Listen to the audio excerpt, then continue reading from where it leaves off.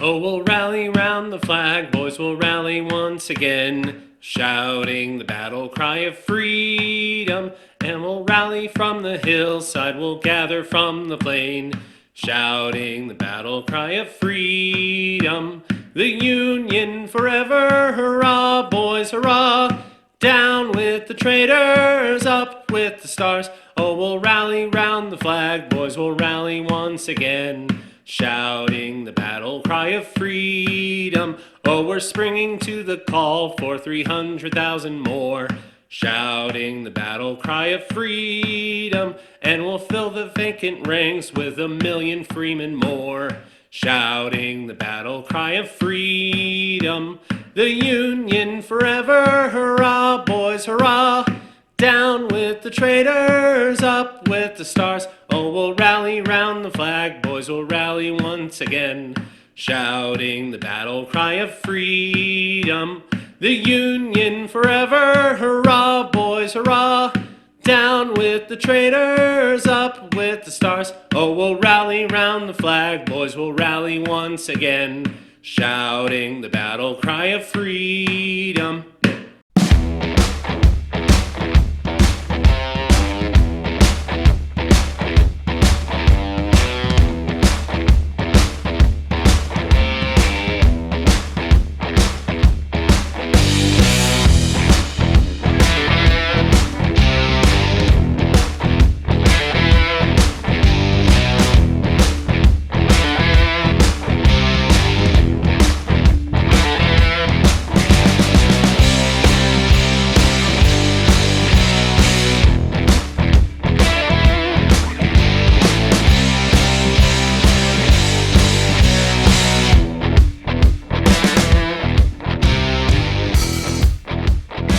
It is a great day to be an American. Why? Because it is President's Day today.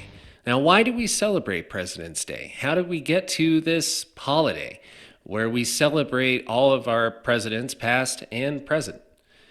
Well, it first started off as George Washington's birthday. It started off as a day of remembrance after his death in 1799. And it wasn't up until 1879 when President Rutherford B. Hayes made it a federally recognized holiday just to remember George Washington, one of our forefathers, the guy who won the Revolutionary War, the guy who was our first president, who brought us all together. And so George Washington's birthday was finally federally recognized. It was the first federal holiday dedicated to one specific American. All the other federal holidays were Thanksgiving, for Christmas, Easter, all of those bank holidays that you know. And this was the first time that it was for a person. So it makes sense that it was for George Washington.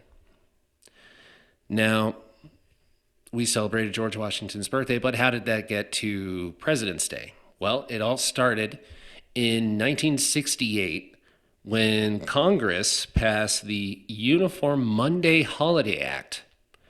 Now, the Uniform Monday Holiday Act, you might not have heard of. There was a few other things that were going on in 1968.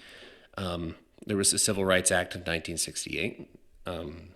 It was a very, very large movement going on. All the hippies, Vietnam. There was a lot of stuff going on in 1968, including an election. So, what the Uniform Monday Holiday Act was a way to get all of the holidays to a specific Monday of the month. So we all know, as far as like keeping track of the different ones, that Labor Day falls on the first Monday of the month of September.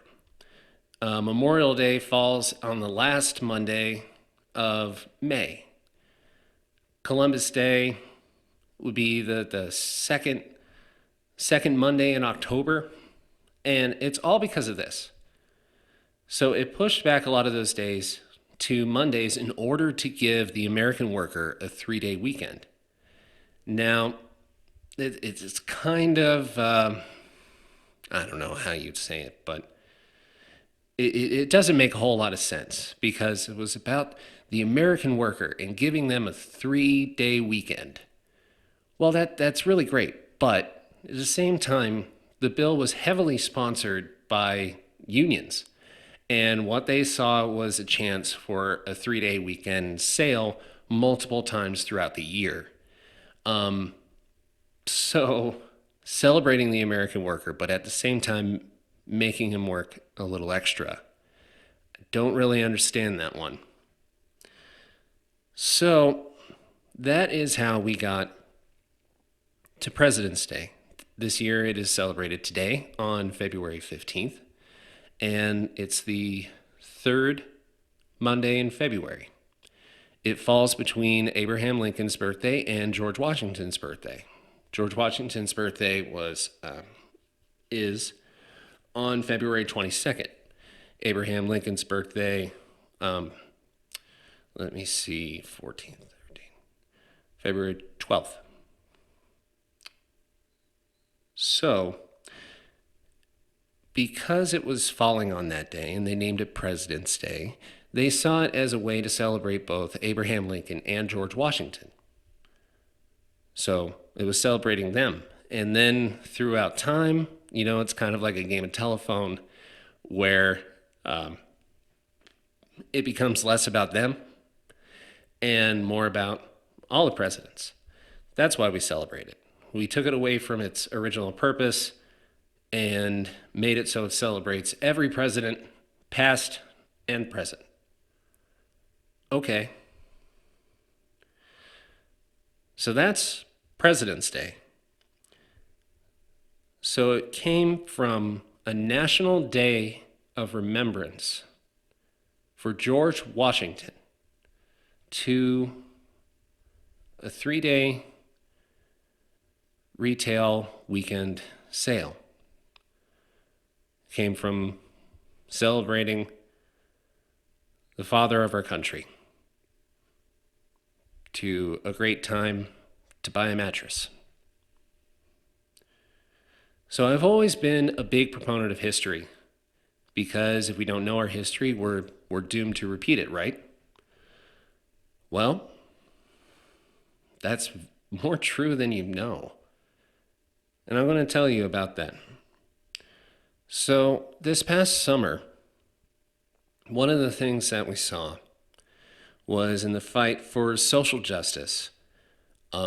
They started tearing down statues of George Washington, of Abraham Lincoln, and it just kind of blew my mind. It's like, why? Why them? Why Lincoln? Lincoln wrote and passed the Emancipation Proclamation, making it so that African Americans were treated as people and not property. It's kind of important. And then he also pushed through the 13th Amendment, which freed the slaves. It's kind of done more for the African American people of this country than probably anybody else. As far as the presidents go, at least. Let's tear down his statue. And then I learned it's because it was Lincoln's father or his grandfather or somebody owned slaves. The sins of the father are not the sins of the son. That's how I feel about that. Abraham Lincoln was always my favorite president. But do people know that? Do people know everything that he did for this country? Do they know? Do they even care? Are they being taught it in the schools? And that's something that I think has been missing for a while. There is such an idea of woke teaching where teachers are so concerned at teaching every little aspect because they don't want to be blamed for not teaching something in particular. And like, oh, well, they didn't tell me that George Washington's family had slaves. They didn't tell me that Abraham Lincoln's family had slaves. So I better make sure to teach this, because if they find it out by themselves, they're going to be a little bit upset with me that I didn't teach the whole story. Well, a lot of these teachers get so caught up in teaching the whole story that they forget the whole purpose of the story. Why should we know Abraham Lincoln? Why should we know George Washington? What is the most important thing about them? That is what they should be focused on. Why are we teaching them? And so, another person who saw this was President Trump. And in September of 2020, he signed an executive order creating the 1776 Commission. Now, the 1776 Commission, their purpose was to make sure that the forefathers were being taught in the schools in the reason that I outlined before, where it's about their purpose, about their accomplishments, about what they have done for you, as well as what they've done for this country. It was to ensure that was happening. So that was September of 2020. In December, he appointed all the people who were in charge of writing the 1776 report, writing the curriculum that will be taught. And then on January 18th of 2021, not too long ago, the report was on his desk. It was done. 2 days later, January 20th, Joe Biden is inaugurated as the 46th president. And in amongst all of his executive orders that he made sure he was going to sign on day one was the elimination of the 1776 Commission. So why is it so bad? Why was it a day one thing that he had to eliminate? Well, people who criticized the report said the problem was there were no historians involved in the writing. I don't need to be a historian to know exactly what George Washington did for this country. I don't need to be a historian to know what Abraham Lincoln has done for this country. So what else? Well, they said the report portrayed progressivism and socialism, racism, and identity politics as challenges to America's principles, and the report compares them to communism, slavery, and fascism. Well, let's break that down. Socialism is the gateway to communism, and communism is the exact antithesis to capitalism, which is what our economy is based on. Capitalism allows for any person to pull themselves up by the bootstraps. If you work hard and you want something enough, you can get it. That's capitalism. Okay.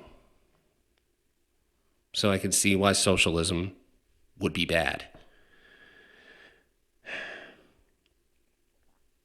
And when you get down to identity politics would be giving people rights above others based on their identity, well, however they're identifying at the time, or by their race, giving them rights above others, saying, well, you can do this because of this, and you can do this because you're this. And if you give people rights above others based on that, you're also taking away, in turn, rights of other people who aren't. Do you know what I mean? So because I'm not this, I don't get this that the government is providing me or not providing me. That's fascism. That's what it is. It is governing based on race. It doesn't have to be fascism to all be bad, to say that people of this particular race or people who identify this way don't get this and we punish them for this. It's the same thing if you give them rights above other people. This person is this, so they get this, and you don't. That's identity politics. That's fascism. I don't know why that's so hard to understand. Critics also complained that the report called out American universities as hotbeds for anti-Americanism, censorship, and libel. Now, I can tell you this much. I went to two different colleges in the early 2000s. The first one was a private liberal arts college, and the other one was a state-funded university. And let me tell you, I mean, inside the classroom, they were the exact same. The politics, how the professors interacted with the students, the curriculum, how it was engineered, the narrative, if you will, was the same. And one of the things that I remember is not being taught, free thinking, not being taught. In a lot of these situations, you have a professor and they write a book and they base the curriculum around their book. And so if you have a class that doesn't really champion discussion and conversation about things,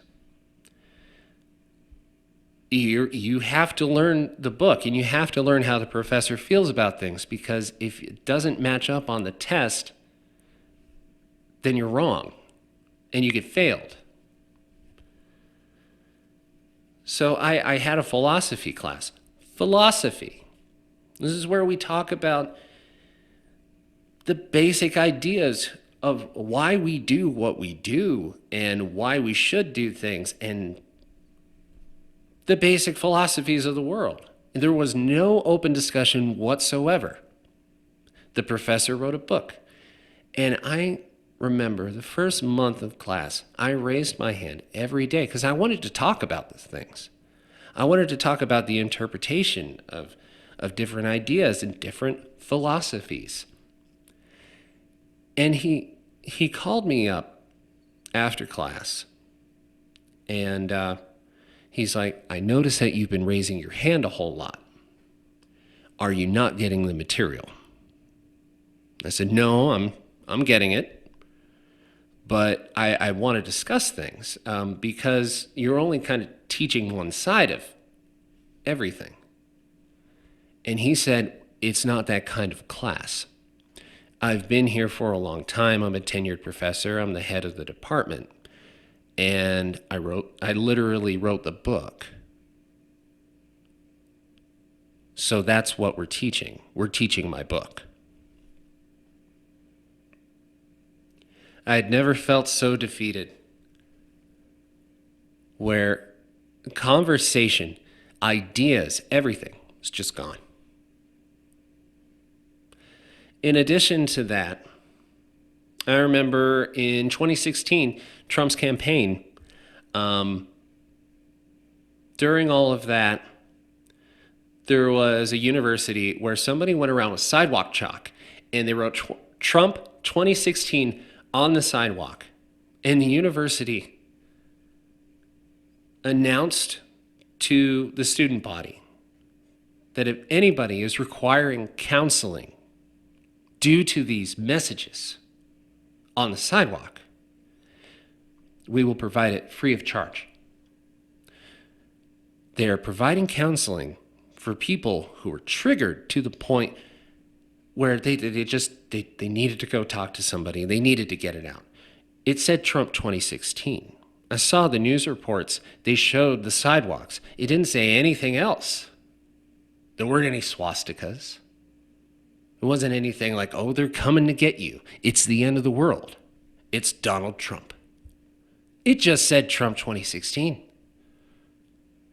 Maybe the campus Republicans decided to do a little bit of campaigning. Nothing wrong with that. It's the same as putting a sign in your yard. But the university was so worried about the students who were triggered by this, at this microaggression on the sidewalk. So yes, universities are a hotbed for anti-Americanism, censorship, and libel. They have a narrative that they teach. They are not open to conversation. They are not open to any other point of view other than theirs and what they want to teach.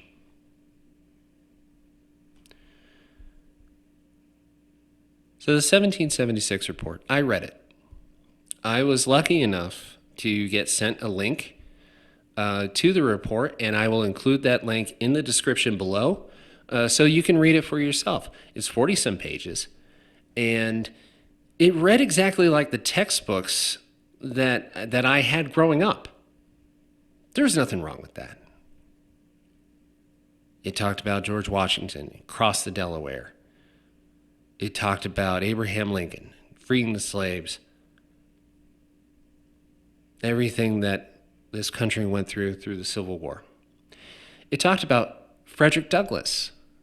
It also talked about Martin Luther King. It talked about great Americans and what they did, as well as the founders of the country. Thomas Jefferson, James Madison, Alexander Hamilton, Benjamin Franklin. It talked about them and everything that they have contributed to this country and made it what it is. Is there anything wrong with that? Oh, it's because we're not painting the whole picture. It's because we're not telling you about the faults of all these people. I don't judge a man by their faults. I don't. We all have faults. I judge a man by his accomplishments, because not every man has an accomplishment. I'll tell you that much. They're much harder to find.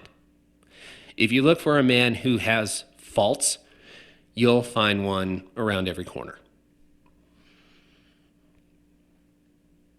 The 1776 report teaches the Declaration of Independence and the Constitution in great detail,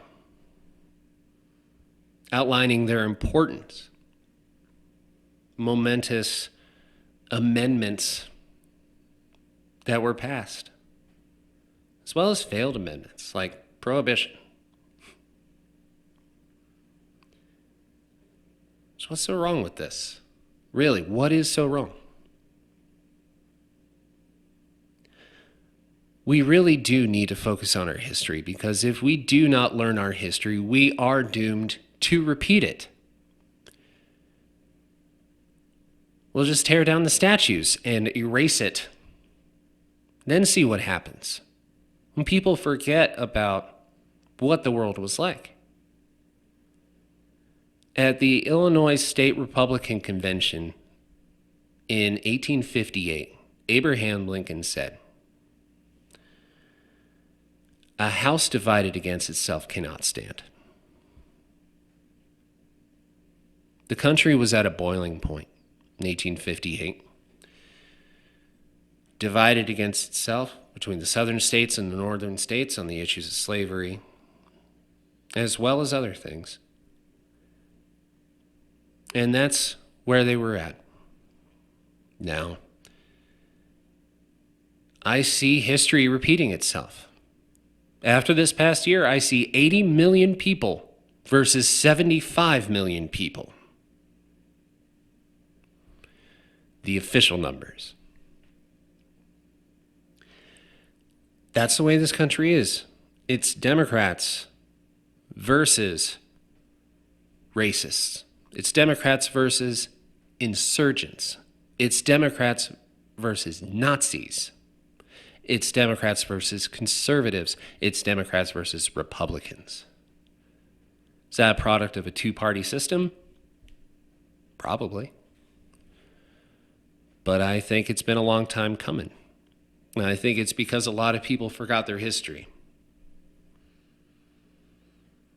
Now, the Republican Party, which is being called all of these hateful things, was actually founded by Abraham Lincoln, the founder of the Nazi Republican Party. The white supremacist Republican Party is the one who freed the slaves. It doesn't get that any more clear. It really doesn't.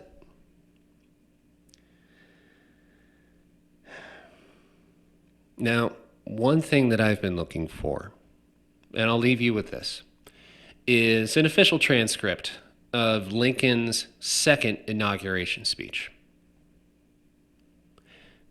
In his second inauguration speech, after he was reelected, he gave a very powerful speech. He had a country that had completely torn itself apart, brother versus brother in the field, the bloodiest war this country had ever seen. And he was left with the pieces after this country tore itself apart. And in that speech, he had to put us all back together. And it was a very unifying speech, and it did its job. Of course, it took time. It took time to rebuild everything. But we needed a leader at that time, and he was that leader. He brought us together. Is Joe Biden that leader? I listened to every single word of that inauguration speech. And he did talk about unity a lot. But it was very divisive unity. It was unity by conformity. You will conform to me and my ideals and my party's ideals.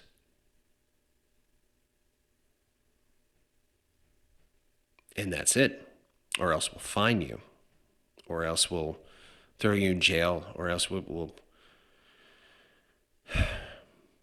It was awful. Unity by conformity. That's not the way.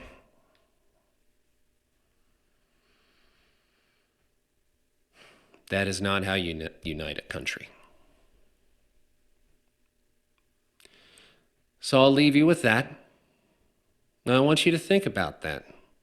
The next time you have a conversation with somebody, the next time you talk about how I'm tired of fighting, I'm tired of every time that I post something to social media, if it's not the exact narrative, I get attacked. I'm afraid to get my voice out there for what people might say about me, just because I think a little differently. Think about that. Think about how we need to come together.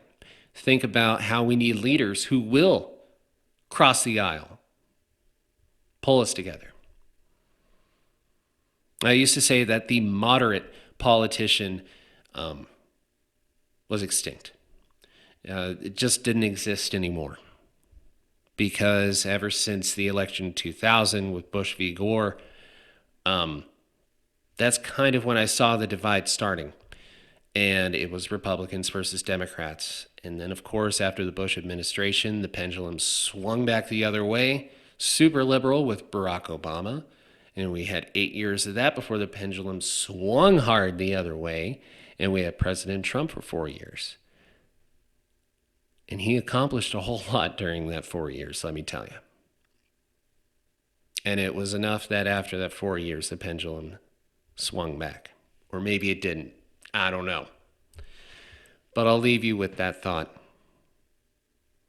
Look for the moderates. Look for the people who will actually bring us together. Elect people who represent your values and will actually represent you in Washington. Thank you, everybody, for watching.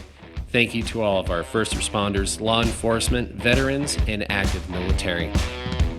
Make sure you like, subscribe, and hit the notification bell and let freedom ring. Thank you for watching.